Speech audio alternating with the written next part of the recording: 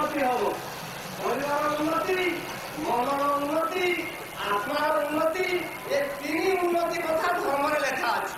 তেণু প্রথমে কুহযাଏ যে ধর্ম পালন কর, ধর্মকে রক্ষা কর, ধর্ম অনুসারে চাল। ଆମେ ତାକୁ ଭୁଲିଗଲେ, ସବୁ ଭୁଲିଗଲେ। ସବୁ ଭୁଲି ଯାଇ ବର୍ତ୍ତମାନ ସମସ୍ତେ ଆଉ ସେ ଇନ୍ଦିରା ଗାନ୍ଧୀ କେମିତି, ରାଜୀବ ଗାନ୍ଧୀ କେମିତି, ନେହେରୁ କେମିତି, ଏ ରାଜନୀତି କେମିତି କଣ ହେଲା, ଏ ସବୁ ନାନା ପ୍ରକାର କଥାବାର୍ତ୍ତା ଚାଲିଲା। ଧର୍ମ ସବୁ ଭୁଲିଲେ, ଛାଡ଼ିଦେଲେ ଧର୍ମ, ସବୁ ଭୁଲିଗଲେ କଥା। ସେଇ କାରଣରୁ ଆଜି ଆମର ଏ ପ୍ରକାର ଦୁର୍ଗତି ହେଇଛି। ଧର୍ମ ଆମେ ପାଳନ କରୁନାହାନ୍ତି, କି ପାଳନ କରୁଛନ୍ତି ଟିକେ ଟିକେ, କିନ୍ତୁ ରକ୍ଷା କଥା ଆମେ ଚିନ୍ତା କରୁନାହାନ୍ତି। ପୁରାଣ ଶାସ୍ତ୍ର ଏ ଦିନେ ଛାଡ଼ିକି ଆଗକୁ ଯିବାକୁ ପଡ଼ିବ। ଏ ସଂସାରରେ ଯୋଉ ଛୁଆ ପିଲା ଘର ଦ୍ୱାର ଇତ୍ୟାଦି କରା ଦେଖାଯାଉଛି, ଏ କାହିଁକି ମୁଖ୍ୟ ଚିନ୍ତା କରାଯାଉଛି ନା ଦିନେ ଆମକୁ ଇଏ ଘର ଛୁଆ ପିଲା ସ୍ୱାମୀ ସ୍ତ୍ରୀ ଏ ସବୁ ଛାଡ଼ି ଦେଇ ପଳେଇବାକୁ ପଡ଼ିବ।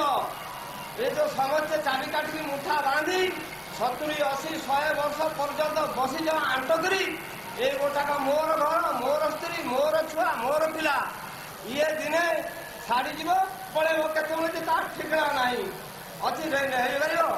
ଆଉ ଯେତେବେଳେ ମରିବ, ଯୋଉ ଛୁଆ ପିଲାମାନଙ୍କୁ ମୋର ମୋର ବୋଲି କହୁଛ, ଯେଉଁ ସ୍ତ୍ରୀ କି ମୋର ମୋର ବୋଲି କହୁଛ, ମଲା ବେଳକୁ ଡାକି ଉଠି ଆସିବା ସାଥେ ଏତେ ଦିନ ସାଙ୍ଗ ହେଇକିରି ରହିଲେ, ମୁଁ ତମ ସୁଖ ଦୁଃଖରେ ସୁଖୁତିକି ହେଲି, ରୋଜଗାର କଲି, ଖାଇବା ପିଇବାକୁ ଦେଲି, ପୁଅ ଝିଅ ମାଇକିନା ସବୁ ସେବା ଶୁଶ୍ରୂଷା କଲି କଲି, ଗନ୍ଧ ଅନର୍ଥ କରି, ଲୁଚେଇ ଛପେଇ କପଟ କରି ସବୁ ଖୁଆଇ ପିଆଇ ମଲା ବେଳକୁ ଡାକିବା ଆସିବା ସାଥି ହେଇକିରି ମରିବା। କିଏ ବାହାରିବ?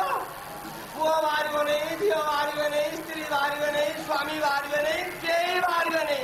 ମରିବା ସାଥି ହେଇକିରି ଏତେ ଦିନ ସାଙ୍ଗରେ ରହିଲେ, ସାଥି ହେଇକିରି ରହିଲେ, କେହି ବାହାରିବେନି। ତାର କାରଣ କଣ? ମରଣଶୀଳ ଜଗତ, କେହି କାହାରି ସାଥିରେ ଯିବେନି, ନିଜ ନିଜ ସ୍ୱାର୍ଥରେ ସବୁ ବାଡ଼େଇ ହଉଛନ୍ତି। ଦେଖୁନ ଆଜିକାଲି କଣ କରୁଛନ୍ତି? ଆଜିକାଲି ନିଜ ନିଜ ସ୍ୱାର୍ଥଟା କେମିତି ଜାଣିଛ? ନିଜ ସ୍ୱାର୍ଥଟା ଏ ହାଟରେ ଯେମିତି ଗାଈ ବଳଦ ବିକୁଛନ୍ତି, ଯୌତୁକ ଯୌତୁକ। ହାଟରେ ଗାଈ ବଳଦ ବିକିଲା ପରିକା ଯୌତୁକ 5,000 ଦବୁ, ସାଇକେଲ ଦବୁ, ରେଡିଓ ଦବୁ, ଯେମିତି ସତେ ଗାଈ ବଳଦ ହାଟକୁ ବଳଦ ବିକି ଆସୁଛନ୍ତି। ଯେମିତି ଆଜିକାଲି ଯୋଉ ପାଠ ପଢୁଆ ଯାକ ପଢୁଆ ଯାକ ସବୁ ଗାଈ ବଳଦ ଛେଳି ମେଣ୍ଢି ପରିକା ମୁଲେଇଲେଣି ସବୁ। କି ବନ୍ଧୁବାନ୍ଧବ, କି ଧର୍ମ, କି ନୀତି, କି ବ୍ୟବହାର।